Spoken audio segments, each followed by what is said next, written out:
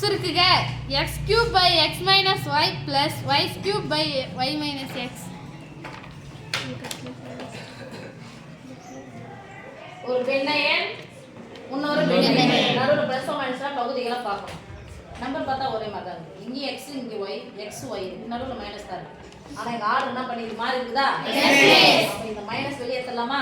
Yes miss. சொல்ல மாட்டீங்களே? Yes miss. Minus வெளிய எடுத்துடலாம். x³ / y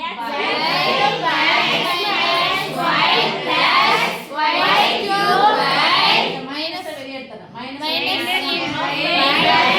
இந்த மைனஸ் வெளிய எடுத்துட்டா இங்க என்ன x இருக்கு? பிளஸ் x ஆ?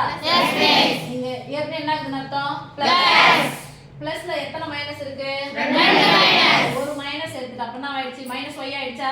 Yes miss. மைனஸ் y இந்த பக்கம் போடுறேன்.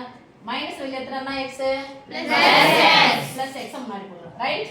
Yes miss. பகுதியில இருந்தாலும் தொகுதி இருந்தாலும் மைனஸ் எடுத்து எங்க போட்டுக்கணும்? நடுவுல போடணும். இங்க பிளஸ் இருக்கு இங்க மைனஸ் இருக்கு. அப்ப என்ன மைனஸ் தான அது குறிய மாறு. பாத்தீங்க பார்க்கலாம். x³ / x -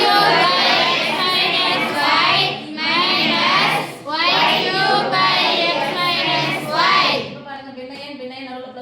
பகுதியில பாக்குறோம். பகுதியில ஒரே மாதிரி இருக்கா? Yes miss. எத்தனை முறை x - y இருந்தாலும் ஒரே முறை தான். x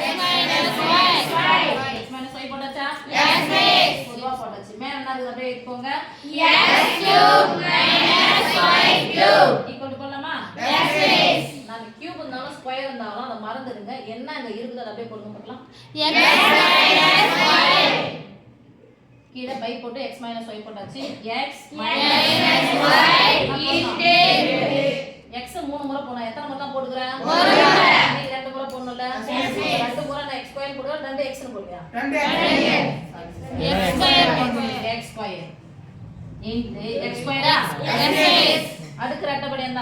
y ஒரு முறை தான் போடுறேன். அப்ப y² அடுக்கு ரெட்டப்படி என்ன வருங்க? பிளஸ். இங்க மைனஸ் போட்டா இங்க என்ன போடணும்? அடுத்து பிளஸ். x² போட்டாச்சு y² போட்டாச்சு. இப்போ இது எல்லாத்தோட அடுக்கும் சேர்ந்து 3 னு வரணும். இப்போ இங்க 1 வந்துச்சு.